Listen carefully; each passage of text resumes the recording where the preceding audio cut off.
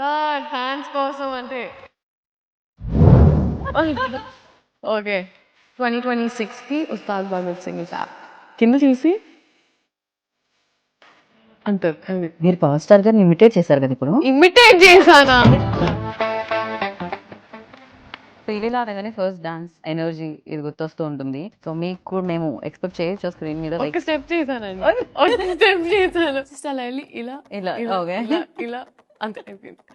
But I was so content and happy with just ఇలా conversation ముందు ఇలా మాట్లాడి ఒక సీన్ ఉండింది. అండ్ ఆ సీన్ లో ఆయన ఒక డైలాగ్ అనాలి కానీ సార్ కొంచెం మొహమాటంగా ఉంది అంటున్నారు. పక్క నుంచి హరీష్ అక్కడ గారు సార్ ఫ్యాన్స్ కోసం అంటే ఓకే.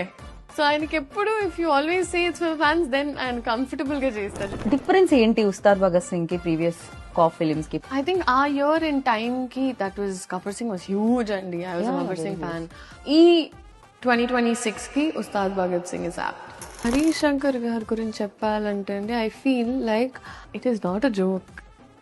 ఇంత పెద్ద స్కేల్ హ్యాండిల్ చేసి ఇంత పెద్ద రెస్పాన్సిబిలిటీ ఒక ఫ్యాండమ్ అర్థం చేసుకొని డైలాగ్స్ నుంచి అయినా టైమింగ్స్ నుంచి అయినా ఆయన ఒక ఫ్యాన్ ఒక సినిమా తీస్తే ఎలా ఉంటుందో సో ఆయనకి ఎగ్జాక్ట్ గా మాస్ పల్స్ తెలుసు. ప్రజలకు మీ రోల్ ప్రజలకు ఎంత గుర్తుండిపోతుంది అనుకున్నారు? It's a well written character.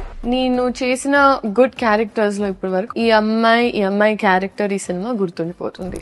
Power star గారు ఊత పదం ఏంటి? ఆయన నవ్వుతారండి, ఆయన కింద చూసి అంటారు.